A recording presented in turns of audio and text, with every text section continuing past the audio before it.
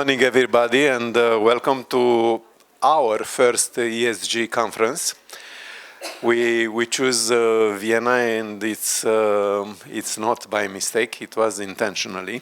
I'm Sergiu, the president of XPRIMM. We founded this group of companies 25 years ago. And we are specialized in insurance and reinsurance and insurance brokerage and reinsurance brokerage, everything who's related to insurance. Daniela GHETU, my colleague, take care about the international part of our business, and she's the soul of this conference and the tomorrow conference, because we have also a motor insurance conference. Then 25 years, many of you had already participated to our conferences in Romania and abroad. We are preparing now a conference in Georgia and another one in Azerbaijan. And in May we'll be in Bucharest, FIAR, International Insurance Reinsurance Forum. And with Daniela, we counted yesterday how many conferences we organized until now, and it's more than 300. And I wish you a very good day, and I thought this subject will not tire your attention, but I was amazed how many of you come today and how many of you are interested about ESG. Daniela? Thank you, Sergiu. Yeah, it's right. We are not so young after 300 conferences, but today we are very pleased to see you all again after this gap caused by the pandemics. It's a real pleasure to see again a full conference hall. I think we are here like in a CE family. Many of us know each other already. And I counted yesterday, I think there are people here coming from about 18 countries. So it is good to have such a large family. It is my duty and my pleasure to thank to our official partner today, the Vienna Insurance Group. In fact, this topic was their idea, I have to confess, and I was happy to learn a lot about ESG I didn't know before. I hope you will also have to learn new things today, and also to the ICU group from Turkey, who is supporting us in this endeavor. So, with that being said, my pleasure is to hand the microphone to Mr. Michael BRANDSTETTER. He is EU and international affairs responsible for the Austrian Insurance Association, and I leave him the task of welcome you in Vienna in the Austrian market.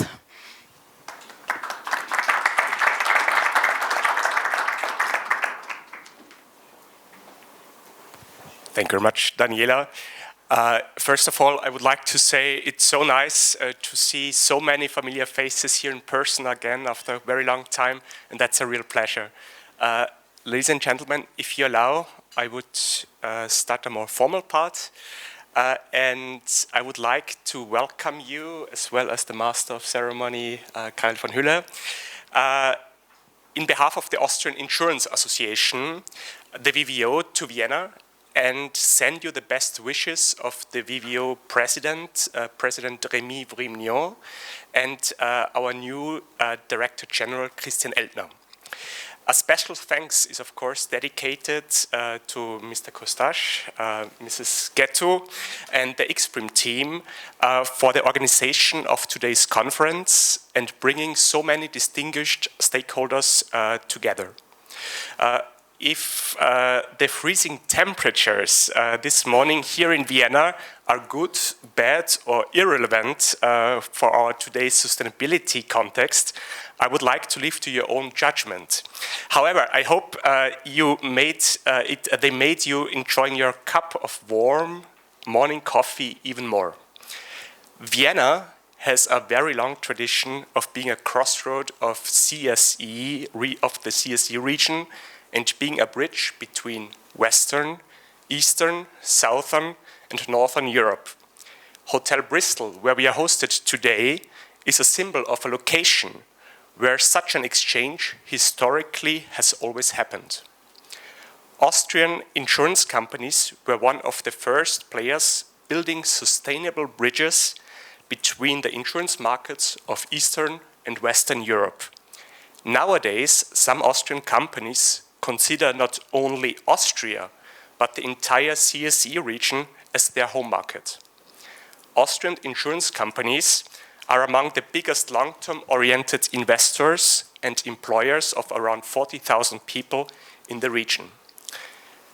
The complex sustainability topic is without any doubt of key importance for our societies. The Austrian insurance industry is fully committed to meet its responsibilities in its services to society. In this context, allow me to mention that insurers' long-term oriented business model is per definition sustainability oriented and creating values for generations. The EU sustainability agenda has an enormous effect on the regulatory environment and business strategies of insurance companies, resulting in multiple challenges but also opportunities. In addition, we can observe that the sustainability framework in the CSE region is fundamentally diverging from Western Europe, for example, due to historical and economic realities. Against this background, the regulatory environment needs to be designed in a way that the existing great potential of the insurance industry to contribute to the EU sustainability goals is not restricted, but encouraged. This is why I'm glad that we have today the opportunity to discuss all relevant aspects to achieve this common goal. Ladies and gentlemen, in behalf of the VVO, I would like to wish you fruitful discussions and a successful conference. Thank you very much.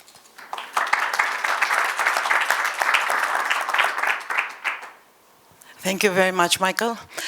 Well, and now it's the moment that I'm handing the main task in this conference to Professor Karel van HULLE.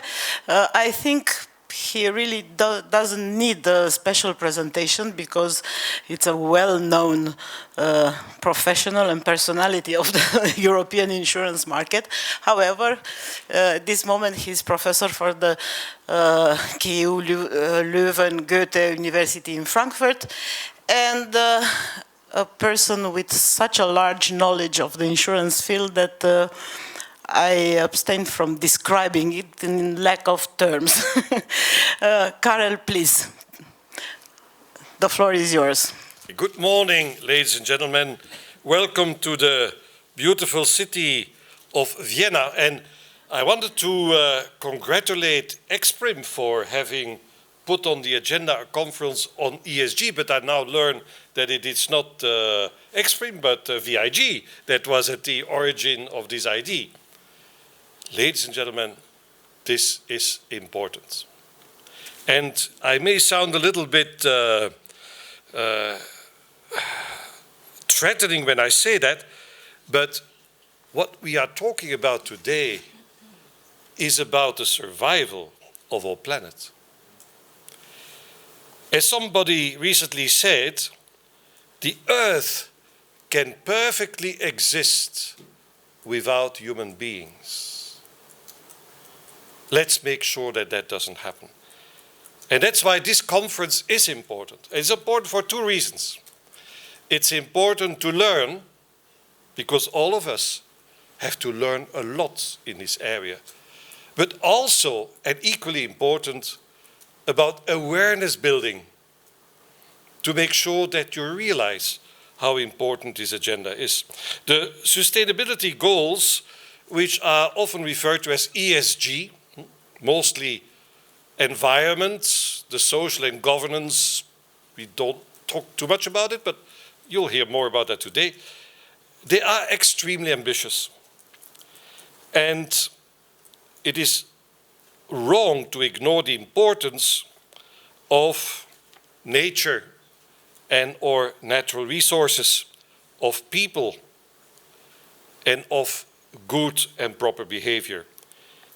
It is about changing our mentality, ladies and gentlemen. We'll hear a lot about regulation and supervision today, but trust me, as long as there is no pressure from civil society to change, all what we are going to talk about today are just tick-the-box exercises. And that should not be the case. So it is about change our mentality. This is not easy, and today we are looking at one aspect, but it is an important one. It's the contribution of the insurance industry as an investor and as an underwriter. Also the impact of the insurance industry on the environment, the broader ESG environment, the concept of double materiality, you may have heard about that. We will start our conference today with some discussion about regulation and supervision. And I can tell you, ladies and gentlemen, those of you who love regulation, you have plenty of it. We have the sustainable finance disclosure regulation. We have the corporate social reporting directive and the many standards. I don't know whether any of you have already seen the draft standards that are being developed. I know you all hate accounting, you know. There are so many complicated accounting standards. You'll get exactly the same thing now on reporting about ESG. It goes very far. So those of you who love regulation, you'll have it, plenty of it. But there is a risk, of course, that it will all be form over substance. And we should never forget, it's about the change in the behavior. And all the reporting requirements only serve one goal, that is to, in the end, make people, businesses, insurers, change their behavior. And when we talk about regulation, we have to keep in mind, and I look particularly also at you, Pamela, proportionality. We should not create a world whereby regulation and supervision, because EIOPA has been tasked to look at our solvency framework to see what needs to be changed. And of course, Solvency II, as you know, Solvency II is good for you. And why is it good for you? Because it already includes a requirement to take account of all the risks, including climate change and everything that comes along with that. But if we are going to be more specific about it, we should avoid regulatory and supervisory diarrhea. We should make sure that we do not go over the top. After looking at regulation supervision, we will move to implementation. And we look at the asset side and liability side. We'll also talk about dirty laundering, greenwashing. There are a number of initiatives the insurance industry is taking and which should be welcomed. We have the Net Zero Insurance Alliance. But I can tell you, it's far too little and it's far too slow. We need to speed up our exercise. Those of you who want to read about that, there is a letter that was recently published by all the environmental organizations of the world to the insurance industry, asking them to respond by the 15th of July, whether in the end they're going to move from talk to action. It's a very interesting letter, but it shows you that if social society is concerned about it, maybe we can change things. ESG is not just about new rules and regulations. The move towards a more sustainable society also offers a lot of opportunities to the insurance industry. The development of new products that are useful for people, more empathy towards policyholders, a more long-term vision. This should in the end be of benefit to all parties concerned, and that's also the debate. A number of experts will guide us today through the maze of all these new developments. But we also want to hear your questions, and although the program is very full, I will make sure that if you have a burning question, it will get to the floor and our experts will answer it. So, that's by way of introduction, and let me now take the opportunity to give the floor to our first speaker of the day, Pamela SCHUERMANS. When I look at Pamela SCHUERMANS, ladies and gentlemen, I remember her 15 years ago. She was one of the staff members of CEOPS, the predecessor of EIOPA. CEOPS at that time had 13 people working. Now there's 250 working at EIOPA, so it's slightly changed. But Pamela was always there. She's still there. And she's moved from being the Solvency II expert to now the ESG expert. And I've never heard her talk about ESG. So I'm looking forward, Pamela, to your presentation. And you will be talking about sustainable finance, regulatory and supervisory action for a risk-based transition. Pamela, you have the floor. Thank you. Good morning, ladies and gentlemen. And although Karel has never heard me speak about sustainable finance, I have the impression we've talked about it, because you've raised a lot of points which I'm also going to raise, I think. So it's good, at least we think alike. And it's a real pleasure to be here and to be speaking at the first keynote speech this morning at this very important conference. Because just 2 weeks ago, EIOPA held its first Eastern European Cooperation Conference, and many of you were there, and some of you I've met, and sustainability featured on the agenda. So I'm very happy that we can take this forward and that we can continue this discussion. It will not be the last conference at which we will meet.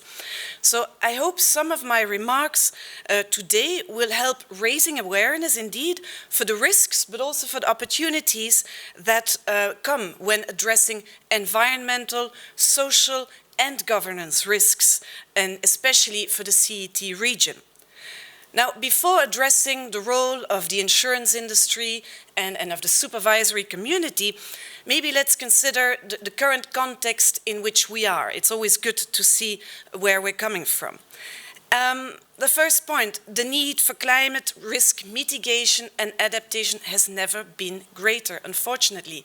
And we've all seen the IPCC report, which was released in March and highlighted that action must increase dramatically in the current decade because some tipping points are already close to materialization, and we might not even be able to adapt anymore to some of the climate-related weather extremes and natural catastrophes that come with it. So it is an urgent situation in which we are in, which requires mitigating and adaptation not only to limit the 1.5 degrees Celsius, but also to actually adapt to the consequences of climate change. Second, this means there is a lot of pressure not only for the economy, but also for the insurance industry to show actual contributions to sustainability considerations. And this pressure is mounting, and with it also the liability risks or also the reputational risks for the industry in not doing it or not properly addressing these risks. So what I mean, in other words, the risk of greenwashing is also increasing, and that's a risk that comes on top of your daily activity. The European Commission made its proposal for a Net Zero Industry Act and for the Critical Raw Materials Act. Just to mention these two recent developments, they're aiming to boost the transition and boost the production of clean technology and secure supply to critical material for the digital and green transition. Now, in this context, in the Commission President's words, the race is on for investments in the clean transition. So also here we see a pressure to contribute as a financial market participant to this transition. And so far, what we see in our analysis investments from insurers in green are not overwhelming. The insurance industry in the European Economic region has a balance sheet of around 8 trillion, and our recent analysis shows that only 2% or 2.6% of the direct corporate bond and equity holdings of these insurers would be aligned with the taxonomy. And I'll talk a bit later about European taxonomy, which is this classification for sustainable European or for sustainable economic activities. So the pressure is mounting not only to act, but also there is a risk of facing reputational and legal risks if you don't act. As mentioned by Karel, next to climate change, we also have nature-related risks and social risks, and they are increasingly coming to the forefront of our risk landscape. And there are mutually reinforcing effects of these risks, and there are also mutually mitigating effects. So you should consider also, when thinking of climate, you should consider also the nature, the biodiversity, and also the social risks that come with mitigating or not the climate challenges. Because there are also other systemic events which we have seen, such as the pandemics or cyber attacks, which are not climate related, but they have shown similar risk characteristics of systemicity and even interlinkages with environmental and social risks. Because if we do not adapt properly to a climate change transition, we will also see that inequity will be exacerbated. We'll see the issues arising from an unjust transition. And that is something we have to take into account, and we have to take into account the increasing importance of social sustainability. And additionally, what we see, the G. What is the G? We see in the current financial turmoil that good governance is at the core of sustainable behavior. Now, implementing a risk-based approach to sustainability risks, that's what we should be focusing on. And that's what Solvency II has brought in Europe also, that we have a risk-based approach. High risks come with high requirements to address these risks. Now, this risk-based approach, as Karel mentioned also, implies that you manage the risks that you face. You manage the risks on your balance sheet, on your investments, on your liabilities, the risks that are being brought by increasing losses, by increasing damage due to natural catastrophes. But at the same time, you should consider the impact of your own behavior on the broader environment. And that is exactly double materiality. And that is something that is important because at one point, unsustainable behavior will come back and haunt you on your balance sheet over the longer term. And that is the perspective we should take in sustainability, is to think of your behavior over the longer term and not over a short term by raising the prices of certain insurance products will lead to unaffordability and actually will kill the market eventually. Final point of context, digital innovation. In a digital savvy world, we all think digital will solve it. We haven't seen the breakthroughs yet. We haven't seen innovative breakthroughs that actually help to further sustainable finance in a large amount. Indeed, digital innovation can support, for example, the risk analysis and the modeling, the access to data, the access to catastrophe, improved modeling of catastrophe risks. That is one. We can use big data, we can use web scraping, everything. It can also improve the development of risk solutions, for example, open insurance applications where insurers can actually make their policyholders aware of risks through applications and also incentivize behavior to actually mitigate or adapt to these risks. It can even maybe help the supervisory community through subtech, as we call it, supervisory technology, to actually improve the assessment of increasingly complex and new data sets. As Karel mentioned, there's a lot of data coming up on ESG. There are a lot of factors which we have to consider when talking about risks today. But be aware, as I said, not all digital innovation is actually revolutionizing the world. Yeah? And not all digital solutions are actually contributing on their own to a more sustainable market. And we have to take care that digital innovations, artificial intelligence, when they're integrated into a product, should also consider the fair treatment of customers. So that's also a sustainability aspect we have to take into account. A long tour de table, or long on the context, and then I will go to the role of insurers and the expectations of supervisors and how they could meet. Because these developments really require acute responsiveness of the public sector and the private sector, mostly in a shared effort. Nobody can do it alone, and that's why we speak so often of shared resilience solutions. And we need to have foresight to consider the developments over a long term and actually to adapt to these developments. So how can insurers address these challenges and opportunities? And I hope you will see not only the challenges but also the opportunities. And pardon me, I will speak a lot, the examples will be about climate. We have done a lot on the climate. It's a very acute problem, but let's not forget that we always think we should also consider social and nature-related risks increasingly. So let's think of that while we speak about climate. And I know corporate social responsibility has been part of the genome of many insurers for a long time, but in today's context, in order to safeguard actually the value proposition of insurance, we are talking really of the value proposition of insurance as an affordable risk management tool for society, there are three things that need to be considered by an insurer. First, these days, an insurer has to think of its own sustainability footprint. How, as a company, is the company managing its own footprint? Insurance companies are not big producers of CO2 emissions, but still, you have to think of the social and environmental impact of your company. Second, the insurance companies have to think of the physical and transition risks that climate change have on their assets as well as on their liabilities. And third, insurers at the same time are being called to contribute to the transition through diligent investment and underwriting activity. Now, in order for the insurance sector to continue to offer financial protection, it relies on their ability to understand the climate risks, and also their reaction to it and to adapt to the climate change challenges in their business strategies. So 2 points up front. For an insurer, action on sustainability requires obviously access to relevant data and risk modeling techniques. We take that for granted. That's a huge challenge on its own, yes, but that is upfront. It requires expertise and resources, and this is acknowledged. It's a challenge, acknowledged. And at its core, second point up front, it requires strong governance.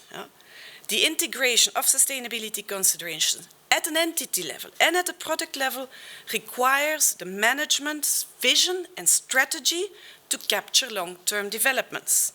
And this requires the potential to really unleash innovation with a strong focus on offering products that have value. And I think that's what you mentioned. It's about value to society of the products also. Now let's look at the requirements, because a bit of regulation, I can't leave the floor without a bit of regulatory oversight, but I won't flood you. Now let's face it, how did we start our discussions in EIOPA on the topic? We looked at the own risk and solvency assessments of companies as far as we're able. And we saw a few years ago already that in the ORSAs, as we call them, if climate change risk was assessed, it was assessed as a reputational aspect of the business and mostly in a qualitative manner. Now, more recent analysis has shown on the physical risks of climate change that not many undertakings are actually undertaking a climate change analysis yet. And we know that the integration of longer-term considerations in enterprise risk management is a challenge. And that is still the situation today. We see the good examples and the good exceptions, but it is a challenge for companies. Now, what has happened since August 2022, we have indeed reviewed at the request also of the Commission. Why do I look at Karel now? It wasn't you anymore, it was someone else. But we have reviewed, we have proposed to the Commission to review the Solvency II delegated regulation, which is the risk-based regulation for insurance companies, in order to integrate sustainability considerations into this risk-based framework. And indeed it means we're not adding a different treatment for sustainability risks, but it's part of the assessment of the risks to a company.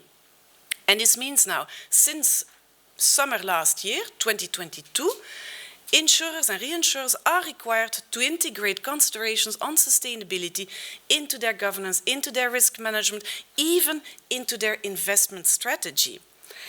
And that is interesting because that's where we've been able to introduce this double materiality principle into an insurer's behavior. And that is a point which we feel dearly about, because that is where insurers are not only required as a prudent person. So what is a prudent person in a sustainable environment? What is a prudent person?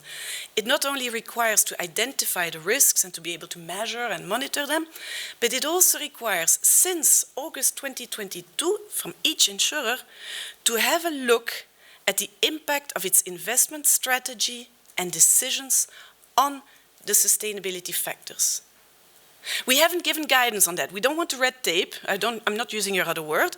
We don't want to red tape this requirement, but it means that an insurer must know how its investments, and it has to look at the investees, how the investees have a footprint on environment or social behavior. And indeed, insurers offering investment-based insurance products or pension products have to go through a lot of disclosure since 2021 on the impacts of their investments on social and environmental aspects. And also from this year, insurers that offer non-life products, especially those that are aimed at covering catastrophe risks, are also required to disclose how these match the environmental objective of climate adaptation according to the European taxonomy. So a lot of disclosure. And it is really a challenge for the industry, and we sense there is a lot. Yeah? It is very often unclear. I'm trying to follow the developments and involved, but it's also not always clear to me. And the problem is that incomplete or even inaccurate data, because you as an investor, you rely on the data from the investees. You need to have clear and accurate data from your investments to show how you are contributing or enabling environmental objectives in your investment strategy.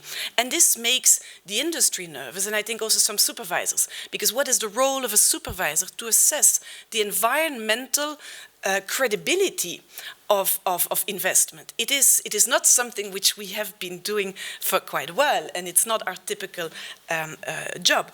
So we need to manage expectations here on both ends. And I think, Karel, you will like what I'll say. You said it the same. Disclosure serves the purpose of enabling the transition. It is not a purpose on its own. We have to think, why am I disclosing this? And it's not because we want to please the Commission or we want to please the EIOPA. It's about identifying, are we going in the right direction? And it's only based on a common definition of economic activities that are sustainable that you can actually measure this transition. And that's what it's about. And we will make mistakes. It is a rite of passage to learn what is actually a sustainable economic activity in my underwriting or in my investments. So that was how insurers can manage the risks, but also how can insurers then take the opportunity to contribute to the transition.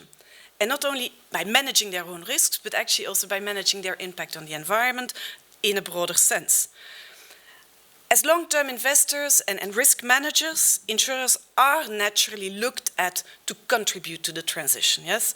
Because they are contributing to covering risks for vulnerable people that are exposed to financial distress or exposed to physical damage due to, for example, natural catastrophes. So insurance plays an important role in, for example, disaster risk management. Now what we see is that due to the increasing frequency and severity of natural catastrophes, which are related to climate change, we see a difficulty in continuing to offer certain insurance products. And that's the issue of the affordability and the availability of insurance and reinsurance. And reinsurance, insurers rely to a great extent on the capacity of the reinsurance market to continue to offer actually primary insurance. And we see also that in the reinsurance market, appetite is decreasing, or also attractiveness to cover some of the risks are actually decreasing. And we see today already only about a quarter of the economic damage that is caused by natural catastrophes is insured. About a quarter. The rest of the economic losses is non-insured, which means it falls either on the government or increases the vulnerability of the population to face another blow. And in some countries, this percentage is as low as 1%. So protection gaps are widening across the globe. We see that as a result of climate change. And this cannot be solved only by selling or buying more insurance. We see the limits of insurability. There are issues in selection, in pooling, in diversification.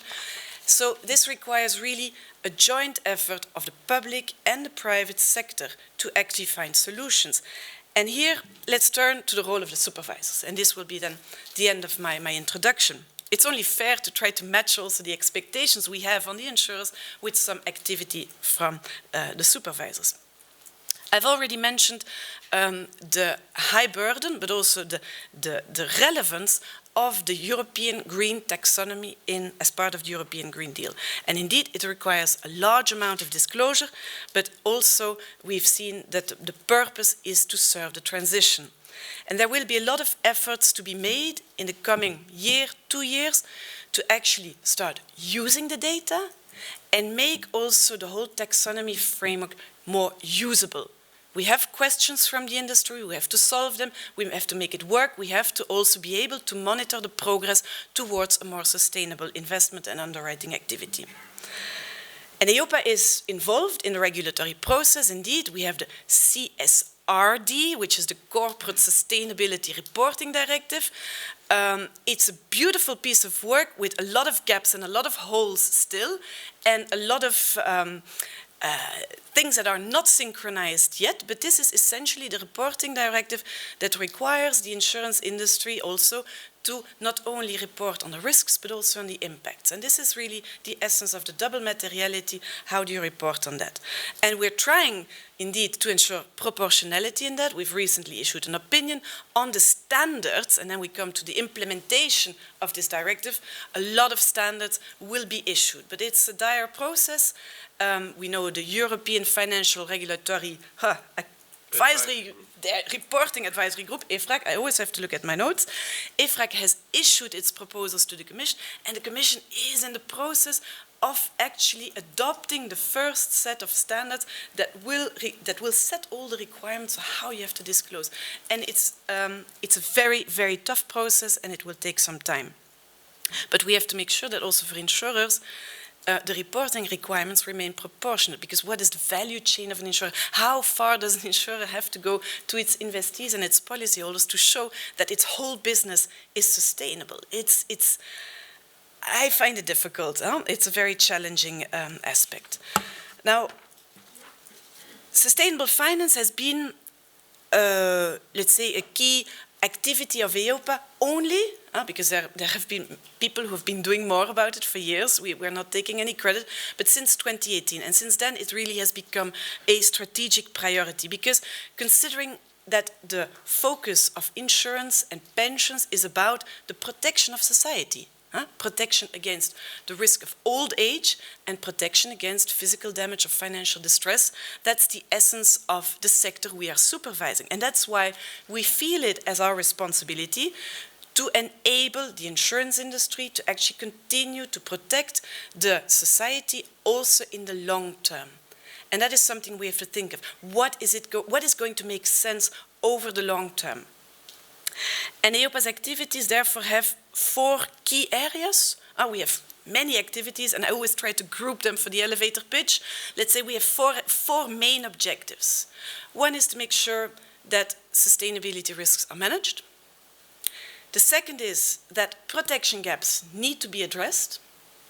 The third is to enable or to promote sustainable behavior. And behavior, it's a mindset, but it's also, you can achieve it through products. And the fourth one is to enable the sharing of data and knowledge, because in the end it's also so much about risk awareness and access to data, unfortunately, yes.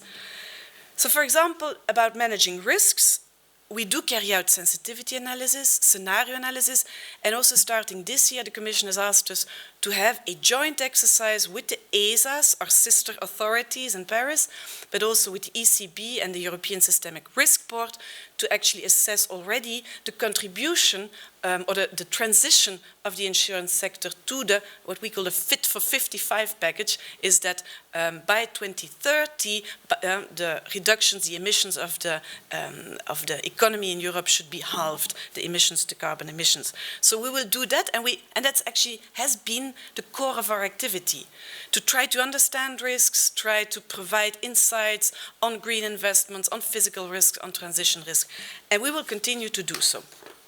Also at micro level, we're trying to integrate more and more into our supervisory discussions in the colleges, as we call them, the groups of supervisors. We try to integrate also climate risk discussions to see how far companies are actually evolving in the understanding. Now, of course, the key or very critical question is always how much capital should you put aside to cover for these sustainability risks. And here it is very important that Solvency II remains risk-based, at the risk of having increased capital requirements. That's always the risk, higher risks, higher capital. But of course we're taking a step-by-step approach to see whether there's also the need for a dedicated prudential treatment. And we're working on a consultation. You may have seen that last year we've issued a consultation paper on that, and we will see how to proceed with the information we received from there. But in the meanwhile, we have a very strong legal basis. It's Pillar 2, it's ORSA, and we've issued guidance.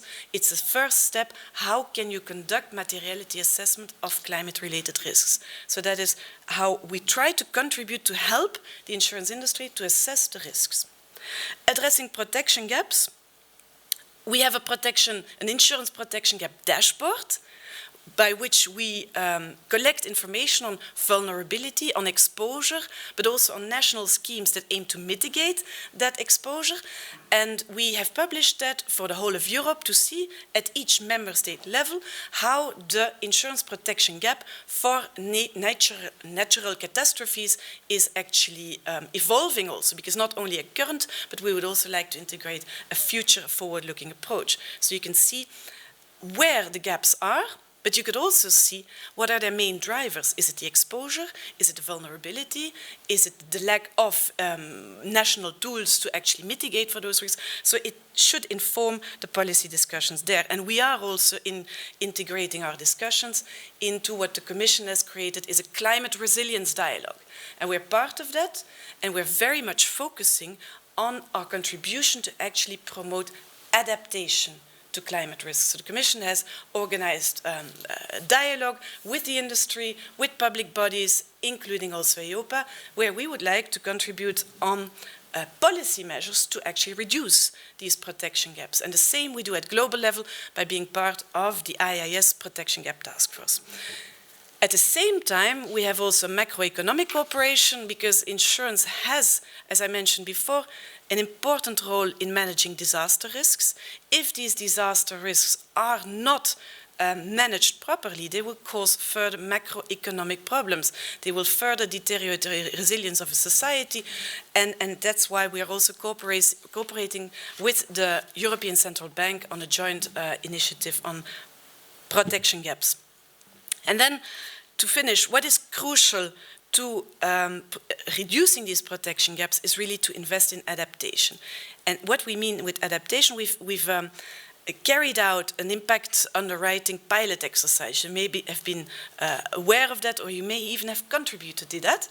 And from this pilot exercise, we try to analyze how the insurance industry is integrating in its underwriting and pricing activity measures to incentivize policyholders to adapt to climate risks. In simple terms, does a financial or an insurance product, a non-life insurance product for property, does it include, for example, the reduction of premiums if the policyholder would invest in better protection against flood, storm, or earthquake. How many of these products exist on the market? And actually, maybe our sample was too small, but actually, we saw that the European market is at its infancy in this. We don't see much of this adaptation thinking to try to promote adaptation over the long term. We have not seen that. And we will continue with our initiatives to actually promote the risk awareness, but also see if there are prudential or regulatory or other measures that can support actually the reduction of the losses through incentivizing the adaptation, which then will also benefit policyholders and hopefully contribute to more affordable insurance or to keeping insurance affordable also when the risks are rising. And that is our purpose. So I think Karel tells me that I should stop.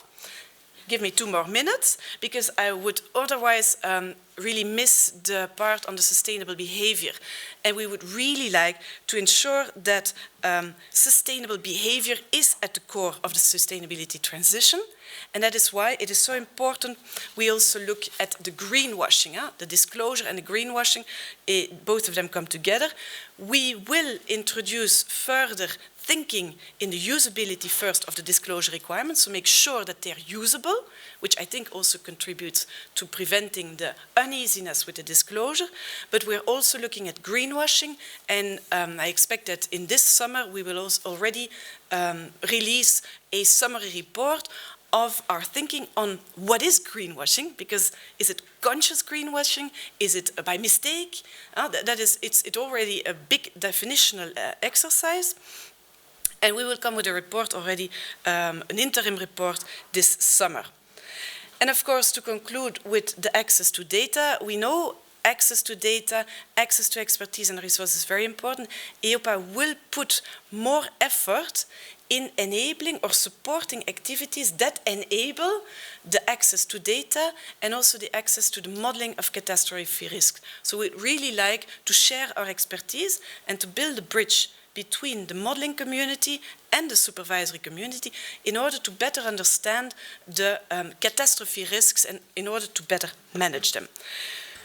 So looking ahead, nature-related risks, we've just issued a paper on that, so let's not forget climate and nature are really mutually reinforcing or mutually mitigating. So let's start integrating this more into our speech and into our thinking and our action. But also social risks. We will finalize our thinking about social risks and objectives by the end of this year, following our consultation on this. And we hope we will not have a capital requirement for social risks, don't worry. But we hope to also increase the awareness of how social risks and objectives can be addressed or achieved through insurance activity. So a lot of food for thought, hopefully, for today, and I'm very much looking forward to receiving questions now, later in the day in the panel, or seeing you at other conferences. Thank you very much.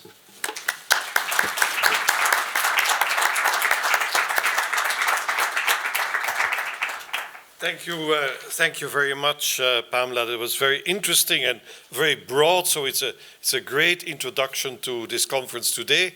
And I would like now to ask you back, Pamela, if you could come back and stand at the table for a panel discussion. And I would like to ask Dieter Seidel also to join us here on the panel. Dieter is head of European affairs at VIG, the Vienna Insurance Group. He used to work in Brussels, so he knows the Brussels scene very well, before he then moved to Vienna to present Brussels in Vienna. And our third partner in the panel discussion is Ilijana Jelec. She's the deputy president of the board of HANFA, the Croatian supervisor, but also a member, very importantly, of the IAIS Audit and Risk Committee. And everybody who knows business knows that audit and risk is the most difficult area of governance. So, ladies and gentlemen, I have a few questions lined up for you. And I would like to start with Dieter. You've heard from Pamela, regulators, supervisors. They're very active in promoting ESG transparency. Are they not overreacting? Yeah, very good morning from my side. Thank you, Karel, for this question. Before I directly answer to it, just let me insert a disclaimer, because what I'm going to say might maybe irritating for one or the other. We from VIG side, of course, have a full commitment to net zero by 2050. This is out of the discussion. This is our common target, our common ambition, and we have to do all we can to reach this. Pamela, you also referred to the IPCC report. That is alarming. We are not on a good track, and I think as insurers we are trained to minimize the risk. We will not avoid it. There will be damages occurring, but we have to minimize. So just as a very clear disclaimer that we have a very clear and full commitment to net zero. Now, regarding the reaction from, let's say, the European legislator, because what the supervisors are making out of it, that's still another story. But let's stick with the European legislator that was extremely active starting in 2018 when the Sustainable Finance Action Plan was first presented, 2019, 2021, etc. We have seen a series of new proposals, lots of them already meanwhile adapted. And I would like to categorize them in two different parts. One is, I would call it the bright side. That's the hope. That's the silver lining on the horizon. And the other one is the dark side, where we clearly see a big risk, and we're really serious about that. Let's start with the bright side. We see in a very close future that we will have a much better data situation than we have today. And I'm referring to the European Single Access Point, which will be a European database of more than 50,000 companies from the real economy and from the financial industry, containing information about their financials and their non-financials. And this will be crucial. We need a reliable database, and the ESOP, from our perspective, is a very good basis for that. The very heavy, I'm not gone in Brussels, so the very heavy lobby action of the United States against the ESOP shows us it's right what we're doing. So if the Americans are alerted, we do something right, at least in Europe. So this European database is crucial for data reliability and consistency. The other one is, and interesting enough, Pamela, you also referred to the CSRD. And there's one piece in the CSRD that, from my perspective, is a bit overlooked. It is the transition plan. So all these 50,000 companies will have to come up with transition plans, meaning how they reduce their CO2 footprint. More than 50,000 companies in Europe will have to disclose that by 2025. It's very soon, by 2025. And this really will make an impact. In the future, when we speak to our reinsurer, we will not only discuss about euros, we'll discuss about CO2. That will be the new currency when we negotiate our reinsurance contracts. And let's be frank, those who will switch off the light will be the reinsurers and the banks that will stop financing certain activities. So this is the bright side. And coming to an end, of course, I will not disguise the dark side. And the dark side are really the disclosures on the retail products. There, a lot has happened that's really not beautiful. We see on the one hand the SFDR with disclosures, with templates that have been reworked in very short time because of this nuclear and gas. I will not comment on that, and other things. We have the IDD requirements when we speak to our customers in certain categories, but these categories do not fit with the disclosures. And on top of that, we also have some taxonomy regulation requirements. And once again, this is not the fault of the supervisors. I'm standing between two supervisors, so I'm conscious of this situation. It is the European legislator that created all that. And We're looking forward. I know there is a ESA call for advice on the SFDR, and I can only ask you, please do what you can to solve this situation, because this is currently a big, big problem. We have inconsistencies in the regulation, and out of that, there is a new risk coming up. Pamela, you have been referring to risk management, and now speaking among the larger insurance groups, we speak of the risk originating from sustainability regulation. So we have to manage this risk. It's the greenwashing risk. So it's more that we now concentrate on how to avoid the greenwashing risk and the non-compliance than we concentrate on pushing out green retail products, because these have become a kind of a threat. And this is a bit unfortunate, but that's the reality we're in. So this would also be a bit my plea to work on these product-related disclosures from a legislator side, and also then in the second step, a supervisor side. But this is, from our perspective, really crucial to get it to the customers, and yeah, maybe we still have time left then, because also to see how the consumers react to that. We have, of course, some first insights on that, but that's maybe a story for later. Thank you. Thank you very much. Very interesting. I just want to remind you that Pamela said something very important in her presentation. She said many things important, but particularly when she said, we can make mistakes. And that would be very important going forward. And in order to avoid mistakes, it's also important, because this audience includes many people from C countries. And Jana, if you look at that coming now from Croatia, do you have the feeling that EIOPA in these ESG discussions takes sufficiently into account the particular position of your countries, which are in a different stage of development, have probably different challenges? Are those taken sufficiently into account? Yeah, thank you, Karel. So before I go answering your question, and thank you for that, I'd like to share a piece of information that I found relatively recently on the internet, because I was looking more into surveys that were done on ESG. Because I was interested to see, okay, what's the common opinion on ESG as such globally. And I came across PricewaterhouseCoopers paper that was published, I think, last year, 2022. And the name of the paper was ESG, A Sense of Urgency. And then I read it.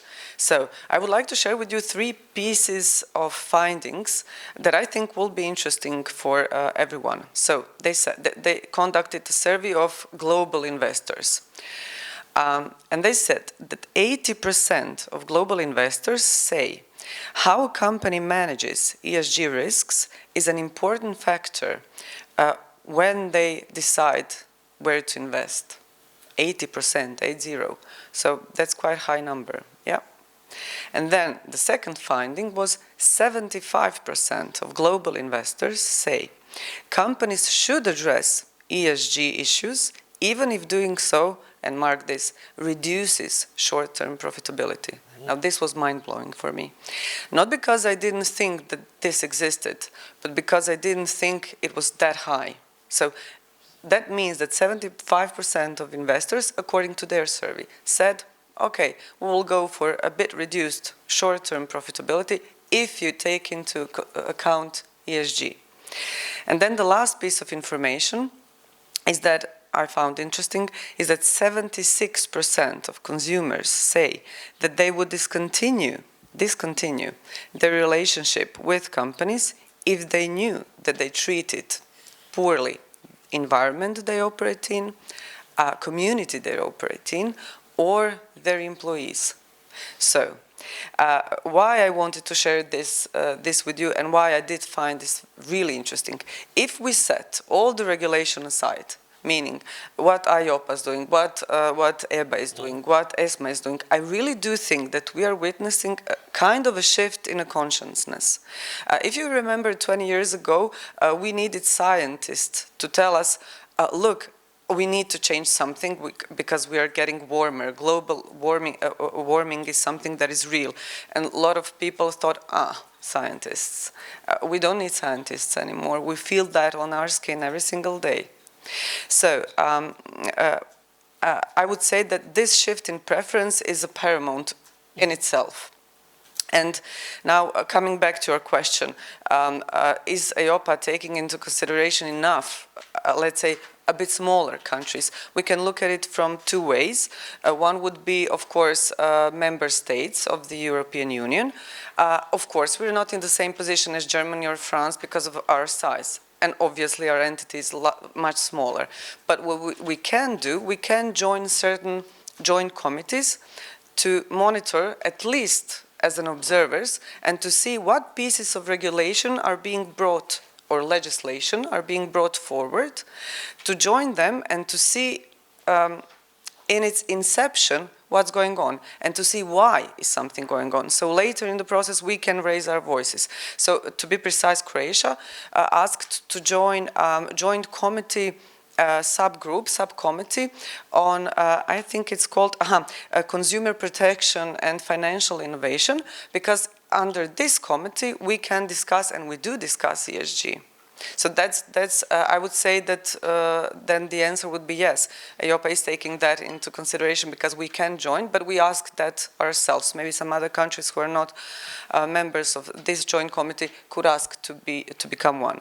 And on the other hand side, if we look at this more broader, because I see there are a lot of other countries in CECT region that are not member states, then yes, Pamela mentioned in her introduction speech that we just recently, and that was in March, only a couple of weeks ago, had Eastern European Conference where we tackled a lot of issues, among others ESG as well.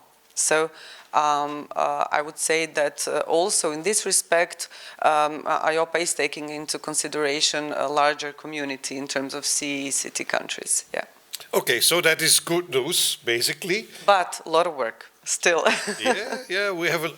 Let's be happy that there is a lot of work to do. It's great to live in an environment where there's a lot of work. Nothing is worse than not having to have work. Pamela, coming back to you.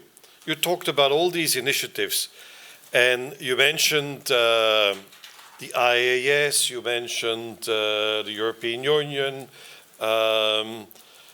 you mentioned the other ESAs. Do you think that there is sufficient cooperation between all these organizations? Because I have sometimes the feeling, and you mentioned these standards that are going to be developed. You have the European Financial Reporting Advisory Group, which is developing the standards, but also at the International Accounting Standards Board, the International Financial Reporting Standards Foundation is also developing standards. Do you think it is enough coordination?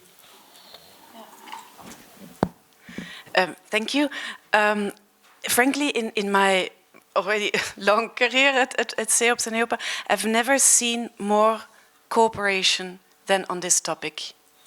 And it reflects that it's a global effort. Emissions don't stop at borders, yeah? And social unrest, we will also see the results where there are vulnerabilities across Europe and across the globe. So I've never seen more initiatives to reach out, but also I've never seen a more complex surrounding to handle, because we also have to deal now with a lot of external stakeholders which we've never dealt with before. So we have a lot of NGOs and initiatives, self-committing industry initiatives, which we have to look at, to keep in mind what is developing. So yes, but at the risk of a lot of voices at the table. Now at European level, I think Dieter mentioned really well, I think where we are not 100% right yet is really indeed about the product level ESG characteristics. And I think also the Commission is taking that into account. If you want to offer a product as an insurance company with sustainability characteristics, which is a light flavor, light green, or with sustainability objectives, so really the dark green, it has never been the intention that it would be a labeling, but now people are calling for labels. And some European initiatives, also across the channel, less European then, but are taking the advantage of promoting labels. But these labels do not match. So people are really insecure about what they can offer as an insurance product, but also what to buy. And if 75% of the customers, according to PwC, would actually not take an insurance product or surrender it because of the green characteristic, I don't think they will be able to even know if it's green or not. So there, we do need further to implement this. And that's, I think, at European level, very important. And the ESAs are trying to work on the principal adverse impact indicator, but they're not making it much easier. I must say, we admit, because you're adding indicators, we're adding social indicators and so on. So it's not easier. But as also referring to PwC, Commissioner McGuinness recently called EFRAG, the standard body who is drafting these standards to implement the CSRD, they called actually EFRAG to focus now on implementation, and that was very recent. And this was a clear signal for all of us, and we are observers at EFRAG, difficult enough to follow what they're doing, that the focus will be in the next 1 or 2 years to focus on the implementation of the first set of standards. So that is really something that the Commissioner also asked, and even the President of the European Commission said that, if I quote here, using data and using KPIs is what it matters. It's not about more data, it's about using, so the usability. And there, big European effort on its way. And then internationally, yes, I wasn't aware, I'm not an accounting expert, but I wasn't aware about GRI, and now we're big friends with the ISSB, who is in Frankfurt, and all these and value balancing accounting, and so it's very interesting, but where is it going? And I know that some of the European proposals, or the directive, the CSRD, have extraterritorial application. And that's why the lobbying of the US, not just on ESA per se, but on the application of sustainability requirements through the value chain also applies to subsidiaries from third countries, and not just the US, any third country. So that is something where the word of interoperability, it means a sort of equivalence that you're trying to achieve, and we know that currently international standards that are developing may not be as comprehensive as the European standards. There is a large market, the US, which doesn't include double materiality considerations, and even the ISSB. So we do have a big effort there to ensure that business is then not prohibited from developing. And I think that's why it's so important, as you say. But there are challenges. Thanks. Yeah. Very good. Thank you so much. I wanted this to be clear to the audience that there are so many people working on this, and that you need to be aware where is it coming from. You know, that it may not just come from Brussels, but from somewhere else. And the last point before we break for coffee, I just wanted to hear from the three of you, maybe starting with you. We talk about climate and so on, but the S and the G, if you were to find something that you consider that's particularly important in this debate, what would it be? Okay, I would maybe go into a broader sense of S&G. So first of all, I know that we are doing so much on E part. And of course, it is logical, because if you think of it, we are committed within the EU Green Deal to go carbon neutral by 2050. So we need to do, serious steps in that direction. But that does not mean that S&G should be put aside, and I don't think they are put aside. I think that, for instance, I don't know, have you been aware, but European Commission has given a mandate to Platform for Sustainable Finance to provide a report on social taxonomy. So that's how important that is.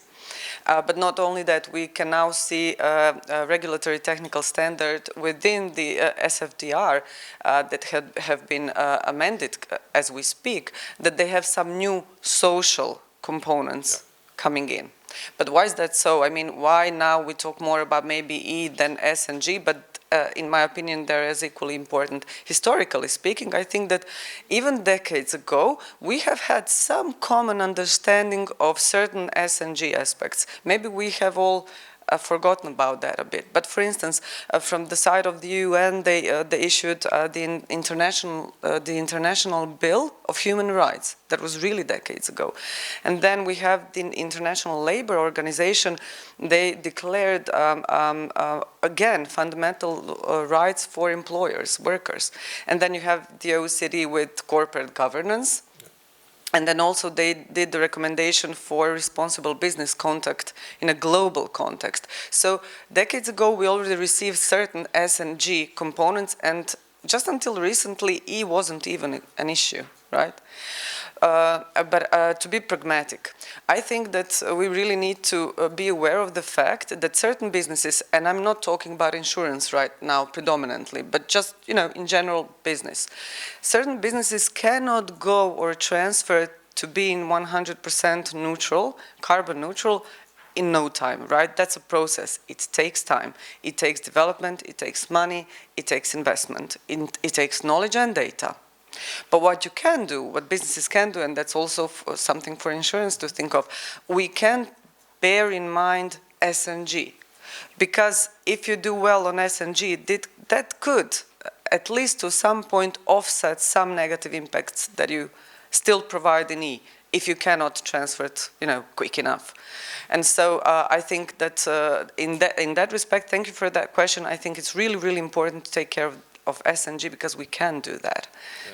And that as a whole, this can get better. Very interesting. And by the way, it's after COVID that we started to learn how important people are. Definitely. In the businesses, because we can't find them anymore. So this is definitely, thank you so much. Dieter, what do you think? Thank you. So on the E, I think a lot of work has been done and will be done. That's important. Regarding the G, we should be conscious. We are sitting in this room, most of us are working in the insurance industry. It's among the most heavily regulated industries in Europe and in the world. So governance per se is something that has been addressed for decades. If we think of anti-money laundering, if we think of whistleblowing, if we think of taxation issues, etc. So compared to other economic sectors, G is already at a very, very high level. That's one point. The other one is on the S. Yes, the platform was given the mandate to work on that, and there is a report already out since last year. But the Commission allegedly is now parking the social taxonomy because realizing that the industry, the general industry, the real economy, including the financial industry, is already struggling a lot with the E, with the environmental issues. But I can fully subscribe to what you just said. Whatever we do on green should not be at the expense of the people, the social. And from a VHG perspective, for example, we have a very strong focus here on affordable housing. Because what does it help to have fantastic green buildings, super expensive, and nobody can live in these buildings because they simply can't afford the rent. So this is just one practical example where we have to strike the right balance, having a green ambition, but making it socially viable. That's really important. And if you allow me one last remark, from my personal perspective, I was born into an insurance family. I'm the third generation. There is nothing more social than insurance, because it's the basic principle of solidarity. So from my perspective, there's hardly any other sector that is more social than insurance, and I think that should be properly also reflected in regulation. Thank you. Very, very important observation, Dieter. We can talk a lot about that, but let's move on to Pamela. What do you think? I think I would only subscribe first to what the others say. And the question is, do you see ESG at par, at the same level? Or is S just a corollary of doing E right, and is G just the enabling factor? And I think, indeed, the S is more difficult in some respect, but also more essential to insurance, so it's always, you have to balance. But it's less science-based, and it's much more dependent also on national law. We know the ILOs and the Fundamental Rights Bill, but the implementation is very much linked to national social and labor law. So, and it's not easy. You can't put a 1.5 degree Celsius on social. Yeah, because it also depends still on national characteristics. So that makes it difficult, but at the same time, you should see it as crucial as E. And then you come to the just transition. And the G, I think, indeed, you have the very specific requirements that counter corruption and anti-money laundering. Those are the specifics of the G. But I also see G, the governance, the good governance, the responsibility of boards to think long-term and to act as an essential enabling factor. And then another regulatory piece, which is difficult in the making, is the Corporate Sustainability Due Diligence Directive, the CSDDD, which I think is the anchor for the governance, which requires mitigating and adapting, and etc. So they are at par. They are not in isolation, and they are mutually reinforcing or mitigating. So while we start with environmental, because it's more scientific, you always have to keep the others in mind, I think. Very good. I think that's a good summary. And in fact, it would be interesting once in a while to go back to the UN Sustainability Development Goals, which sets that out. So it's not just about ESG. It's a broader sort of concept. But ladies and gentlemen, I think we deserve a cup of coffee. But before we deserve that, we need to thank the Karel, if you allow me, we have a question from the whole. Yes, but we for thank the panel. Oh, for the panel. Oh, yes, yes. Where is that question? Mr. François Coste. Okay, sorry. Hello, I didn't see that. good morning again. I need your help to reconcile two topics. It's a basic question, sorry for it. I struggle as an insurer to reconcile two things. On the one hand, I understand the need of, the moral need to incentivize clients to invest in a better home with, for the energy efficiency, to invest in an electric car. On the other hand, I don't see the economic rationale. At the end, the insurance premium should reflect the frequency of the claim, should reflect the average cost of the claim, and claim coming from fire, from earthquake, for flooding a neighbor, from a robbery, for home insurance, and in motor, it's quite obvious. So how do you reconcile these two aspects? Because also the need for capital, to my knowledge, the EIOPA standard formula will not change whether we have a lower premium to incentivize clients to have a good behavior, or whether we don't do it. Pamela, because you mentioned that in your presentation. And indeed, that was the big discussion, which also concerns many of our supervisors at the initiation of what we called impact underwriting. Yeah. And impact underwriting is not something to do good, but indeed, we have focused that narrative and that incentive on adaptation measures, not on mitigation measures. It's adaptation measures that reduce the insured risk, because we have to keep it risk-based. It's not because you're incentivizing, let's say, green heating and mitigating the release of CO2 that you're actually reducing the risk. So it is not so much, there may be also mitigating factors. You always have this dichotomy. Mitigating means reducing the CO2 emissions, and adapting is actually preventing the insured losses from going up. And we focused our initiatives exactly there, because there you work on the insured risk, and that keeps it risk-based. So I don't think there is voilà, and on mitigation you can't do that much. As a risk-based incentive, you can do good to reduce CO2 gas, but it has less to do with the actual insured risk, and we have to be careful there, and that's why we focused on the insured losses. Okay. Thank you very much. So, ladies and gentlemen, join me in thanking the panelists for their excellent contributions.